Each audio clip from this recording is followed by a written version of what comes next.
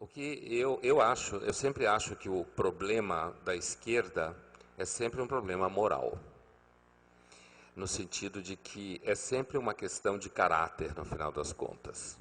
E aqui eu estou sendo super fiel à tradição filosófica de gente como Russell Kirk, Michael Oakeshott, autores chamados conservative em inglês, ou liberal conservative, que é sempre um problema moral, de caráter, né? De você... É porque é muito fácil, principalmente aqui no Brasil, o pensamento não liberal, como a gente diz no Brasil, o pensamento de esquerda, ele conseguiu um grande feito de marketing. Eu acho que isso é um problema para todos nós que não simpatizamos ou não pensamos que ele seja uma boa solução. Nós temos que enfrentar isso.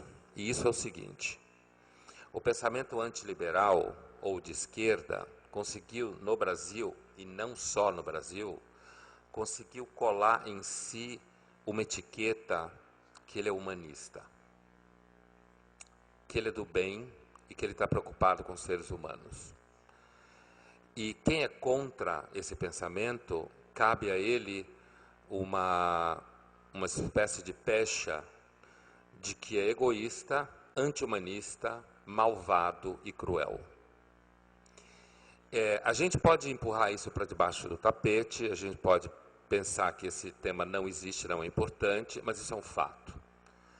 Grande parte da força que o pensamento antiliberal tem junto à população brasileira, inclusive de baixa renda, e junto aos mais jovens, é o fato de que, por uma série de fatores, e que, claro, o Rodrigo Constantino há pouco falava do Rousseau, que tem a ver com a história do Rousseau, né? O pensamento antiliberal e de esquerda, ele operou um deslocamento na história da filosofia que foi a passagem da expectativa de salvação, passou da teologia para a política. Jean-Jacques Rousseau é importante nesse lugar porque ele conseguiu, pelo seu caminho bastante sistemático na filosofia, ele conseguiu deslocar a expectativa que se tinha até então da salvação pela graça, ou seja, pela teologia, para um lugar de salvação pela política ou pela revolução. É claro que não é o Rousseau que fez isso no quarto dele pensando sozinho. Isso tem a ver com o processo de revolução burguesa, ruína do sistema medieval, tem toda uma coisa por detrás disso e sustentando isso. Mas do ponto de vista da história da filosofia, dá para identificar facilmente isso no Rousseau. Com essa passagem da ideia de redenção, que se descola da posição teológica de Deus intervindo no mundo da graça e passa para a política, com isso a tradição de esquerda ou antiliberal, inclusive no Brasil, conseguiu trazer para si a imagem de que é do bem. E eu converso muito com alunos que eu não conheço, além dos meus alunos, que conversam comigo por causa da mídia e da Folha, da televisão e tal, e eles têm um sofrimento muito específico, que é o seguinte: como você pode ser liberal e não achar que você é do mal?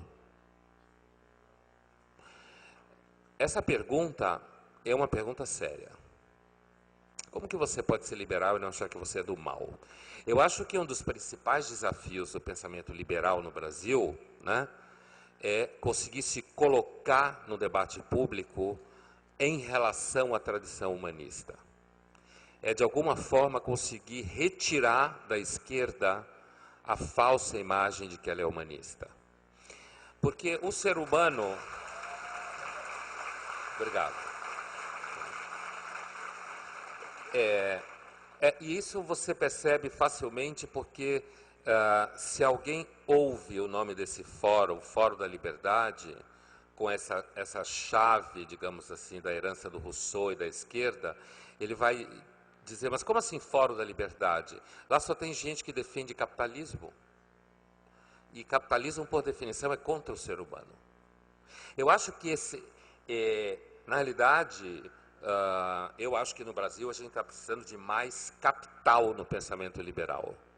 Está precisando de mais investimento no pensamento liberal.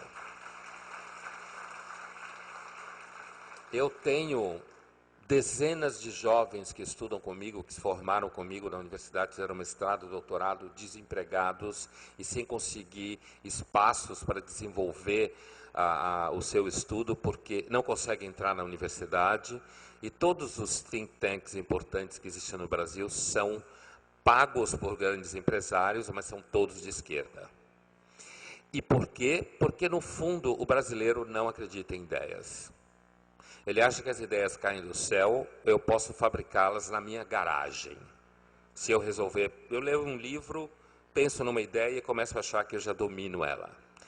E, nesse sentido, há uma diferença entre a tradição de esquerda no Brasil e a tradição liberal. A de esquerda, a tradição intelectual de esquerda no Brasil é profissional. A liberal é amadora.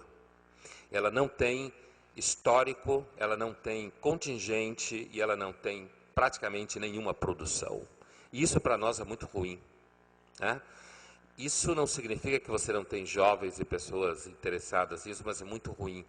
E esse problema de você aliar, digamos, o bem, grosso modo, à tradição de esquerda e o mal aos liberais ou de direita, isso você enfrenta cotidianamente na sala de aula.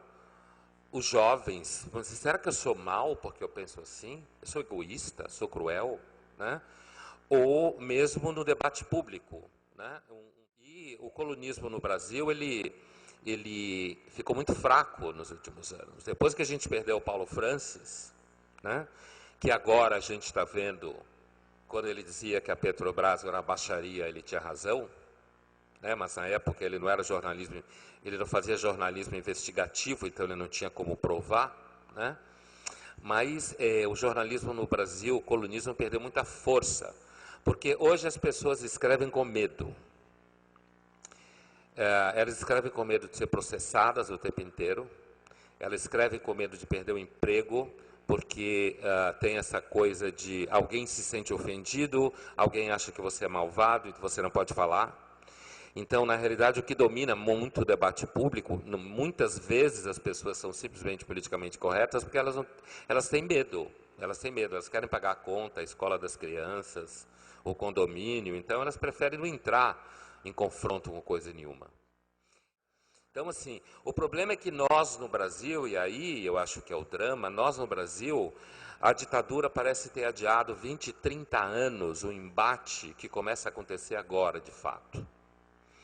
Eu acho que na universidade e na mídia em geral, os representantes do pensamento antiliberal, que acho que é a maioria, eu sei que é a maioria, está um pouco perturbado, porque ele acordou um dia e percebeu que está começando a aparecer gente que não tem medo deles. Mais do que isso, que estuda mais que eles, que lê. Porque uma das características do pensamento antiliberal, como quando você está no poder, é você começar a relaxar. Então você não lê nada. Eu estava rindo quando o Rodrigo estava falando do Marx, que estava ensinando umas coisas do Marx, né? Porque esse tipo de coisa, quando você é uma minoria, e eu tenho lido e-mails de jovens estudantes em vários cantos do país, mas principalmente de São Paulo para baixo, Paraná, Santa Catarina e Rio Grande do Sul, Rio de Janeiro também, que aliás tem uma tradição liberal, acho, mais importante do que em São Paulo. São Paulo, isso é uma tristeza, na realidade. Como o estado e a cidade mais rica do país, em termos de pensamento liberal, é uma tristeza. É muito mais difícil você conseguir levantar uma discussão como essa em São Paulo, né? Mas, assim, então, acho que eu tenho ouvido muito uma palavra que é resistência, que eles usam.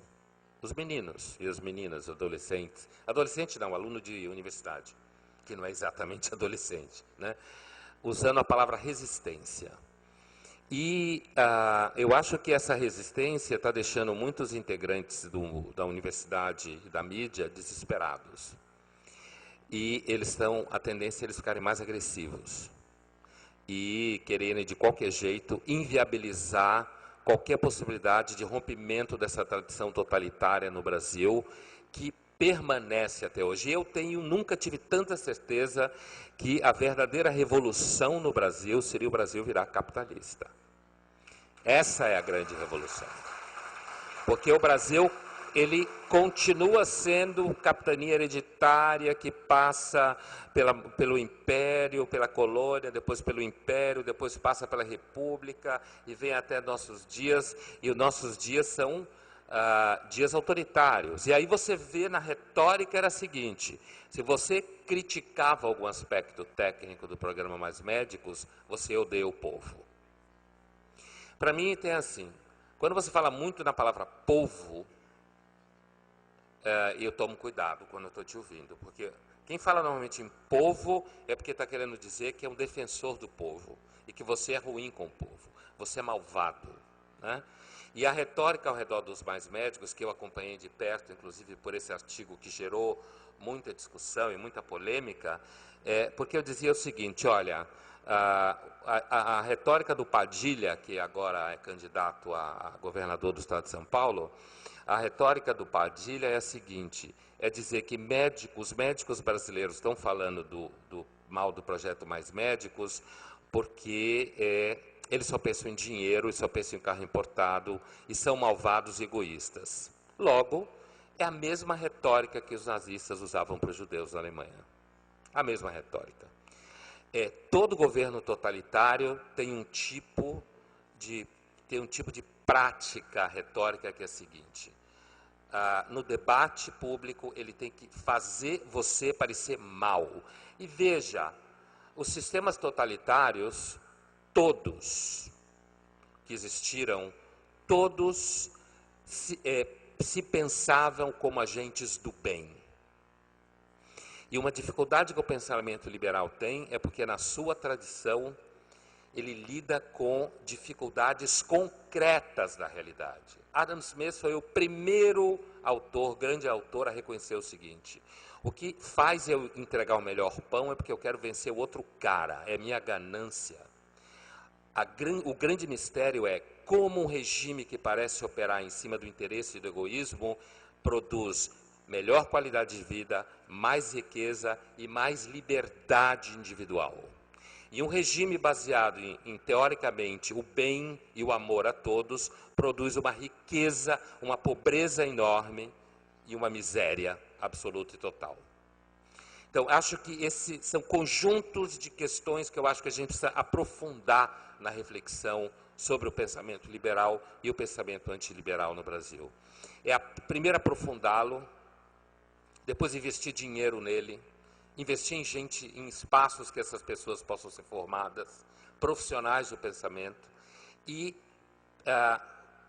concentrar nesse foco, afinal de contas, como tomar da esquerda esse trunfo falso de que eles representam o humanismo, a liberdade e o bem, porque historicamente eles não representam isso. Obrigado.